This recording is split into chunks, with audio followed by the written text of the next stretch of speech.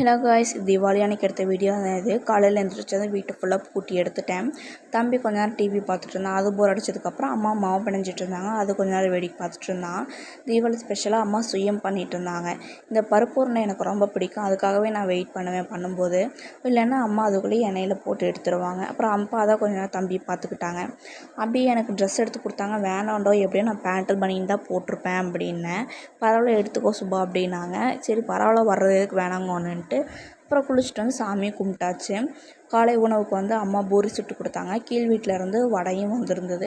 அப்புறம் தம்பியும் குளிப்பாட்டி ஃபீட் பண்ணி தூங்கவும் போட்டுட்டேன். காலையில் 6 மணிக்கு எழுந்திரிச்சேன், 11 மணிக்கு தூங்க போட்டுட்டேன். இது சுயம் ஸ்வீட்லாம் வந்து தட்டில் ஒட்டுக்க வச்சு சாப்பிட்டா நல்லா இருக்காது. எப்போல்லாம் கிச்சனுக்குள்ளே போகிறோமோ அப்போல்லாம் ஒரு உருண்டை எடுத்து வாய்க்குள்ளே போட்டுக்கணும். ஒரு மணி 1:30 போல் தான் டீயே வச்சு குடித்தோம். லஞ்சுக்கு சிக்கன் எடுத்துகிட்டு வந்தாங்க. அதையும் வீடியோ எடுக்க முடியல. அப்புறம் தம்பி ஒரு 2 மணி போல் எழுந்திரிச்சிட்டான். அப்புறம் அவனுக்கும் ட்ரெஸ் எல்லாம் போட்டு விட்டேன். அபி ஃபோட்டோஸ் எல்லாம் எடுத்துகிட்டு இருந்தாங்க. அப்புறம் அபி விடியற்காலை 2 மணிக்கு தான் ஒர்க் முடிஞ்சே வந்திருந்தாங்க. ஒரு 5 மணி போலே ஃபுல்லாக கிளைமேட் ஃபுல்லாக சேஞ்ச் ஆகிடுச்சு. ஒரு சைட் ஃபுல்லாக வெயில், இன்னொரு சைட் ஃபுல்லாக மூட்டமாக இருந்தது.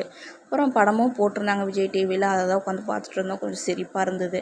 அப்புறம் ஈவினிங் ஆச்சுன்னா மாடிக்கு போயிடுவோம். தீபாவளி அன்னைக்கு ஃபுல்லாக பட்டாசாக இருக்கும். தம்பியும் கூட்டிகிட்டு போயிட்டோம். அக்காவும் ஒரு 5:30 போலே வந்திருந்தா. செயின் எடுத்துகிட்டு வந்திருந்தா கோல்டு காமிச்சிட்டு ஒரு 1/2 மணி நேரத்துலேயே போயிட்டு அதையும் வீடியோ எடுக்க முடியல. அப்புறம் தம்பி கொஞ்ச நேரம் பட்டாசு காமிச்சிட்டு இருந்தோம். அதுக்குள்ளேயே தூக்கம் வந்துடுச்சு.